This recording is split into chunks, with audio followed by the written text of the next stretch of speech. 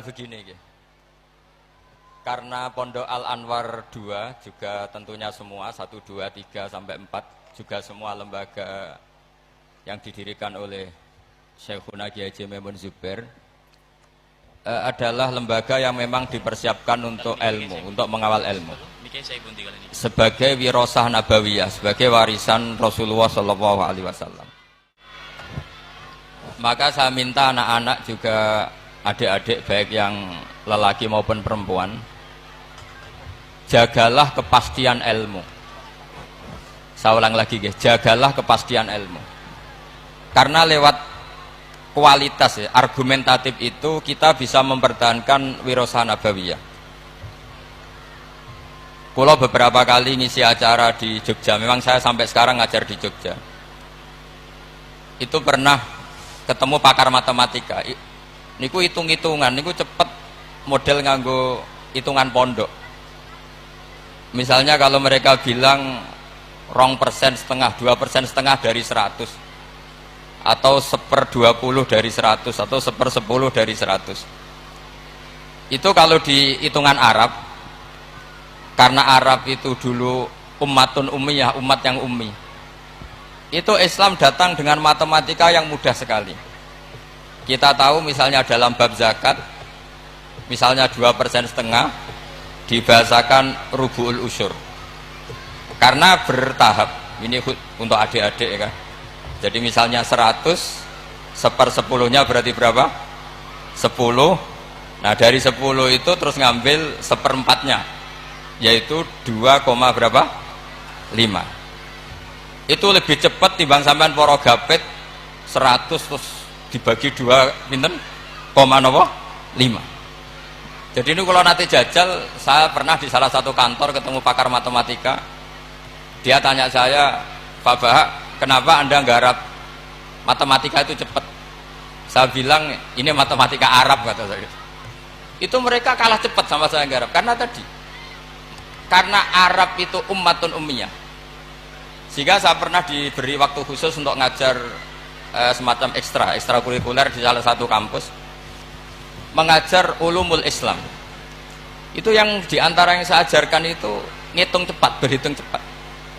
Misalnya sampai ngitung 1/10 dari 100 sudah tidak mikir, apalagi 1/20. Tapi kalau Islam, misalnya zakatut tijarah, zakatut ziroah itu misalnya, ya sudah, misalnya kalau 1/10 ya disebut usur, kalau 1/20 disebut nisful usur. Jadi cara berpikir ya 100 diusurkan itu 10, nanti kalau nisful usur ya berarti berapa? 5. Mereka bilang 1/10 atau 1/20. Sehingga kalau hitungannya miliar juga lebih gampang. Itu tadi misalnya 1 miliar usurnya berarti 100 juta, rubuknya berarti 25 juta. Berarti per 1 miliar adalah 25 juta. Nah ini penting saya utarakan supaya Anda bangga dengan apa yang Anda pelajari di Pondok Pesantren Sarang. Jadi pastikan semua ilmu itu al-bayyinah. Al-bayyinah itu argumentatif secara jelas. Kita-kita ini yang mengkaji Quran, mengkaji tafsir, itu betapa bangganya kita jadi muslim, jadi mukmin. Saya beri sekian contoh. Misalnya dalam tradisi pesantren Quran itu ada istilah sakta, dan alhamdulillah tadi saya tahu betul di sini, alhamdulillah sekarang ada Gus Rokib, ada istrinya Gus Roji yang mengampu tahfidz. Saya senang sekali karena semua ini keluarga saya, dan saya sama Gus Bab itu buyut saya kandung itu Mbah Maimunah, Mbak Yunya, Mbah Bedowi.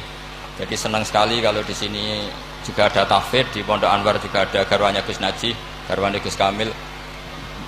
Saya mohon selain diajarkan syarat talaki atau musyafahah dalam bahasa pesantren, juga diajarkan kepastian hukum pentingnya sakta, supaya orang tidak ragu lagi bahwa kita ini tidak kayak seremonial, memang benar-benar bihujjatin ilmiah, atau kalau istilah para nabi, kul inni ala bayyinatin mir rabbi, benar-benar argumentatif. Sakta itu dimaksudkan adalah, kalau ibarat sastra itu taktek itu memotong. Jadi misalnya begini, yang paling terkenal tentu alhamdulillahilladzi anzala ala abdil kitaba wa lam yaj'al lahu iwaja. terus disaktah qayyimah. Andai kan tidak ada sakta maka bacanya gini, walam yaj'al lan ora gawe sapa Allah lahu ing Quran ora digawe iwajan ing bengkok. Qayyiman ya ora digawe jejeg, itu kan jadi kacau. Ya Quran itu ya ndak bengkok ya ndak jejeg. Tapi barokahnya ada sakta, Allah tidak membuat Quran sebagai sesuatu yang bengkok. Sakta berhenti.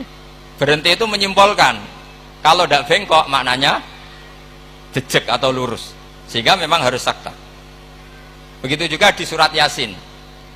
Ketika orang kafir bangkit dari kubur, mereka bilang misalnya wa nufikha fis-sur fa idzahum minal ajdathi ila rabbihim yansilun. Terus qalu ya wailana man ba'atsana mim marqadina. Orang kafir ketika bangkit dari kubur, mereka tanya, "Mam ba'atsana mim marqadina?" Kita yang bangkitkan siapa? Tentu ini adalah qailul mustafhim. Omongannya orang yang tanya. Terus kita sakta, terus kita teruskan hadza ma wa'adar rahman wa sadaqal mursalun. Tentu hadza ini tidak sama pengucapnya atau yang mengatakan itu tidak sama. Yang satu qaulul mustafhim atau qaulus sa'il, yang satu qaulul mujawib. Entah yang jawab langsung Allah entah malaikat. Yang jelas itu beda yang mengatakan atau beda qailnya. Berarti menjadi siapa yang membangkitkan kita sakta. Terus dijawab hadza ma wa'adar rahman. Andai kan itu dibaca langsung, maka hadza ma wa'adar rahman bagian dari yang dikatakan al mustafhim, bagian yang dikatakan mam ba'atsana mim marqadina hadza ma wa'adar rahman, itu kacau semua. Sehingga saya mohon sekali semua ilmu yang kita dapatkan itu tolong dipastikan bayinahnya. Begitu seterusnya. Dulu Syekhina Kiai Haji Maimun Zubair itu sering gojlok. Yasinan kok ora roh wakaf itu kata beliau. Beliau itu paling enggak seneng kalau santri yasinan gini misalnya. Fala yazunka qauluhum inna na'lamu ma yusirun, itu enggak seneng sekali beliau. Karena tentu maknanya itu fala yahzunka qauluhum Muhammad, kamu jangan risau oleh apa yang mereka katakan. Kalau kamu baca langsung inna na'lamu itu jadi maqaulul qaulnya qauluhum. Yang mereka katakan adalah inna na'lamu ma yusirruna wa ma yu'linu, itu tentu kacau, secara makna kacau. Yang benar adalah fala yahzunka qauluhum, kita wakaf, kamu jangan gelisah oleh apa yang mereka katakan, yaitu mereka berkomentar bahwa Rasulullah tidak nabi, Rasulullah majnun, Rasulullah sahir. Kenapa kamu gak perlu susah? Karena inna na'lamu ma yusirruna wa ma yu'linu. Jadi inna na'lamu itu tasliyatun minallah, Allah menghibur nabinya, kamu gak usah susah Muhammad.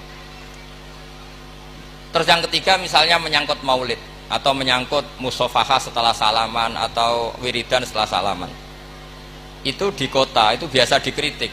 Apa dalilnya salaman setelah sholat? Apa dalilnya maulid?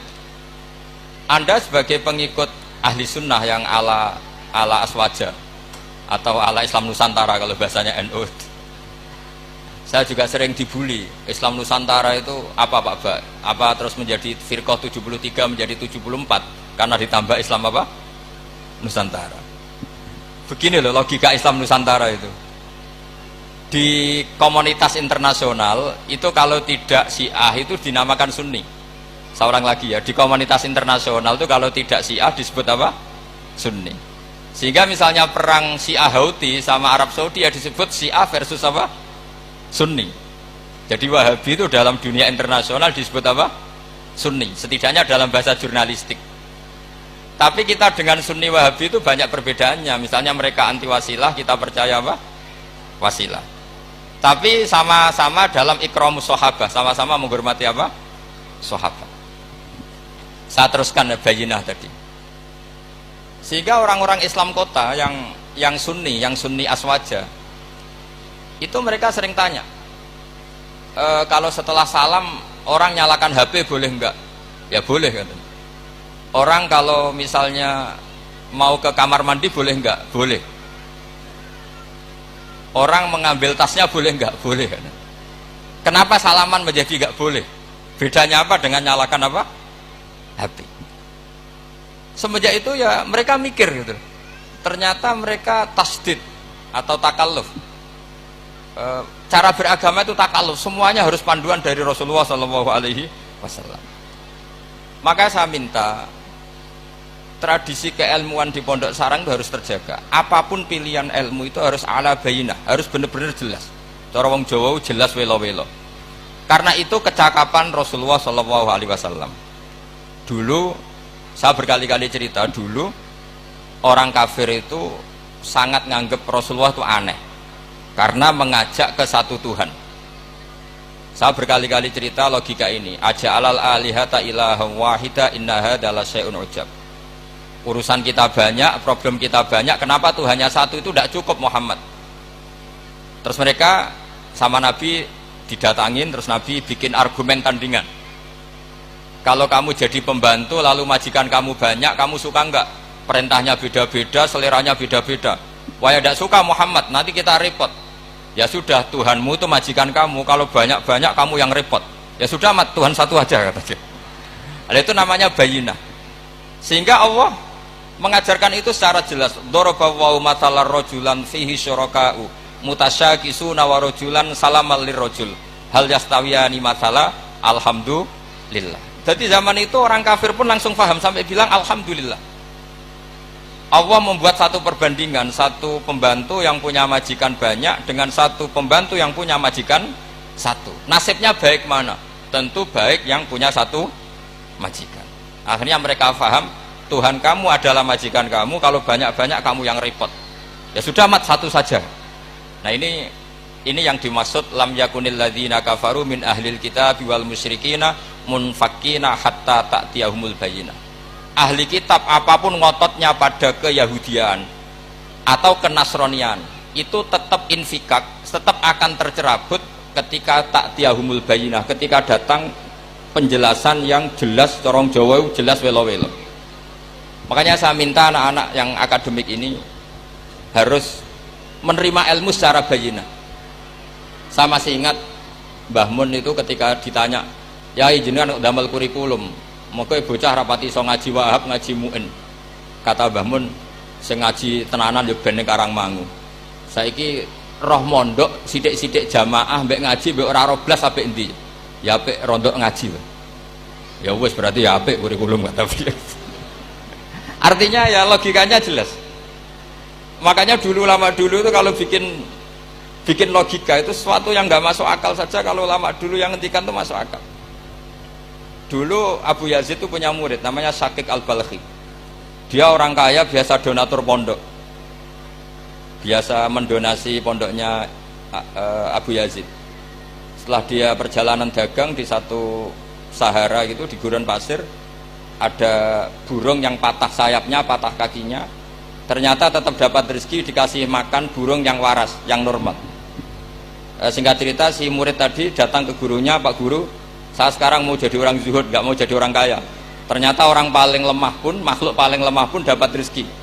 Terus cerita kejadian tadi. Terus sama gurunya ditertawain. Kamu mau jadi orang zuhud, orang jadi orang fakir, terus dikasih orang, di rumah orang. Ya, ternyata semua makhluk yang lemah pun dapat rezeki. Kata gurunya itu, gojol gurunya itu, lima dala tak tabiru anta. Kenapa kamu tidak iktibar dengan ditoir, katanya dengan burung yang waras yang memberi? Pikiran kamu kok aneh?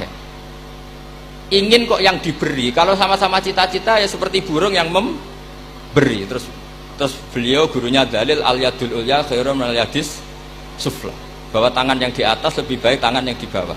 Akhirnya murid tadi mencium gurunya terus bilang, anta ustadi, kamu benar-benar guru saya. Lah kenapa saya cerita ini? Supaya sanad ini tersambung sampai Rasulullah SAW.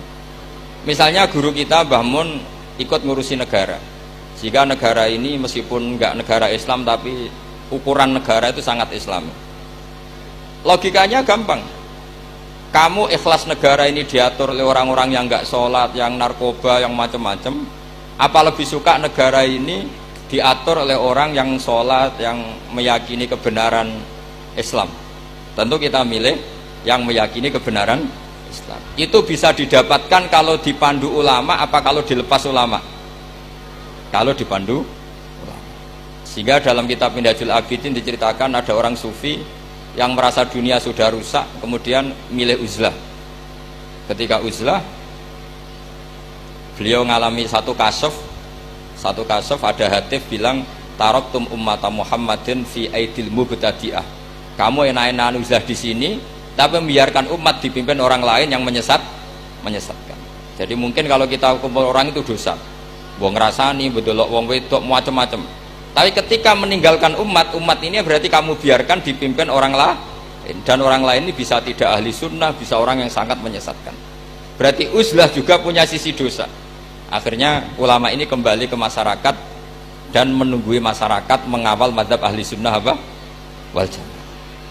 Jadi saya mohon adik-adik terlatih bahwa semua ilmu itu ala bayyinah. Qul inni ala bayyinatin mir rabbi. Semua nabi itu punya kemampuan menjelaskan.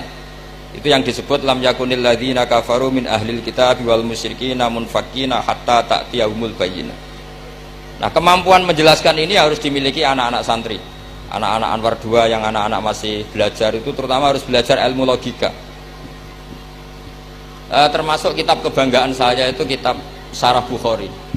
Beliau ketika menafsirkan hadis atau mensyarah hadis, salasun mangkunna fihi wajata halawatal iman. 3 hal ini kalau seseorang tahu atau faham maka menemukan halawatal iman, manisnya iman. Beliau mengartikan manis itu artinya enak. Enak itu nyaman. Nyaman itu tidak iskal, tidak galau. Terus beliau mencontohkan, andaikan agama ini tidak masuk akal, maka kita akan galau selama-lamanya. Terus beliau menyontohkan, alam ini kata Allah, saya ulang lagi ya, alam ini kata Allah itu diciptakan oleh zat yang super, yaitu kalau oleh ilmu kalam disebut wajibil wujud. Terus beliau berargumentasi cerita Islamnya Jubair bin Mut'im, berarti Mut'imnya ya, Jubair bin Mut'im bin Adi, berarti Mut'imnya. Dulu zaman Nabi itu juga sudah ada orang ateis, orang ateisme. Kalau bahasa Arab dulu itu al-mu'attilah, kalau bahasa Arab sekarang itu biasanya disebut syuyu'i. Orang-orang ateis itu nggak mau mikir, pokoknya bumi ya ono, langit ya ono, sebabnya apa ya mbah pokoknya ono. Terus sama Islam diterangkan, Dalalah Mut'im ini datang ke Medina sebagai negosiator Asra Badrin, tawanan Badar. Dalalah Rasulullah pas baca surat Wattur wa kitabim mastur fi raqim mansur. Di antara itu ada ayat am khuliqu min ghairi syai'in am humul khaliqun. Masa alam raya ini langit bumi yang maujudat, jadi bumi ini berstatus maujudah, kemudian maujudah ini diciptakan oleh adamiyah. Jadi kalau kamu berfaham ateis, artinya hadhil maujudat khalaqahal adam, ini semua yang maujud diciptakan oleh sesuatu yang tidak wujud. Kata Ibnu Hajar al Asqalani, andaikan Islam datang seperti itu, kamu tidak bisa tidur, akal kamu tersiksa. Karena kamu profesor kayak apa tidak bisa menemukan logika hadhil maujudat khalaqahal adam, bahwa maujud ini diciptakan oleh ketiadaan. Tapi Islam datang tidak seperti itu. Hadhil maujudat khalaqaha wajibul wujud, ini maujudat diciptakan oleh zat yang wajib wujud, yaitu Allah Subhanahu wa ta'ala. Nah, dengan berpikir seperti itu ahlul akli nyaman. Nah, nyaman ini kata Ibnu Hajar al Asqalani menjadi halawatul iman. Jadi halawatul iman itu dimulai dari bayina, satu kejelasan yang sangat argumentatif yang kita insya Allah lanal tifitu yaminan wala simalan, sudah ada kemana-mana lagi.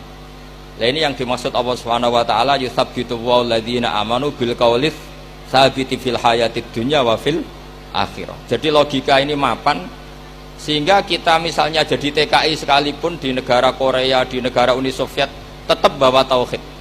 Karena logika tauhid, logika sing sibghatullah wa man ahsanu minallahi sibghah. Logika yang dibangun oleh guru-guru kita. Zaman anak-anak sekolah di musola, zaman TPQ, TPA, semuanya dibangun.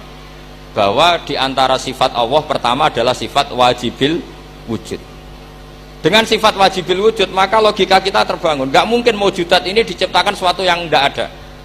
Pasti namanya yang ada, faktornya ya ada, bukan tidak ada. Nah, itu termasuk kenyamanan berpikir. Terus ketiga, kenyamanan sosial.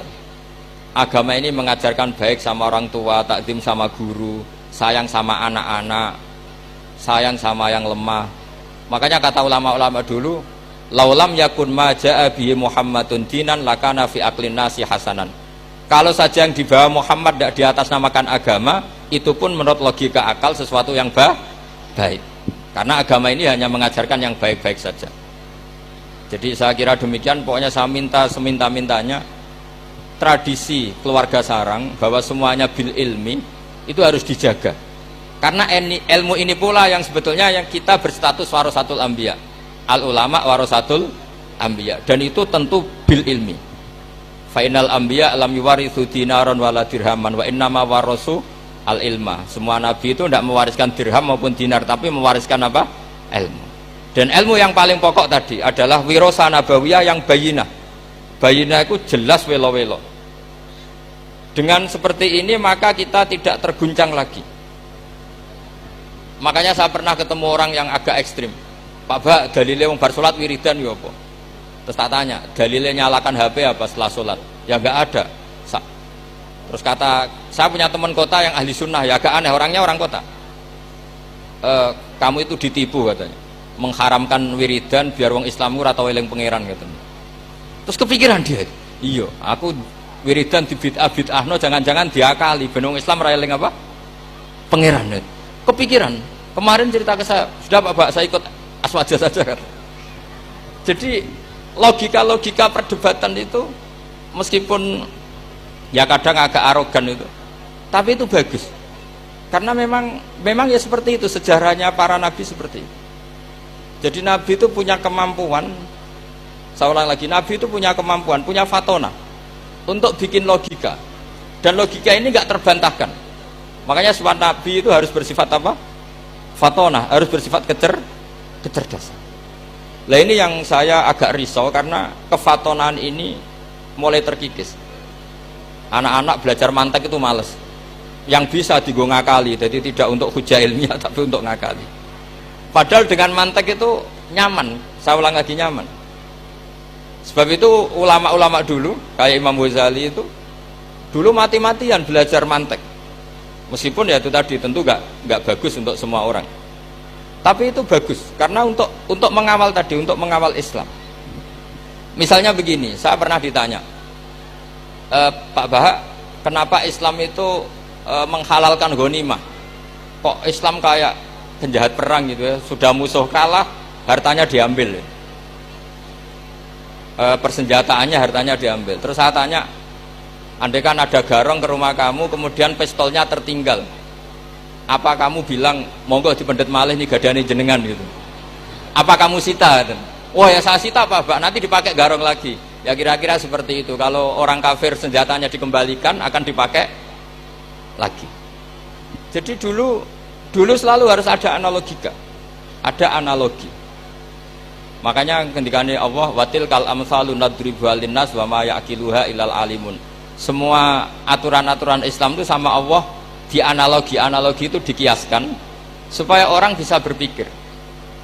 Kayak orang Arab dulu itu nyembah berhala, Lata, Uzza, Hubal itu disembah, padahal dari batu yang dipahat, Terus Nabi memberi contoh itu begini.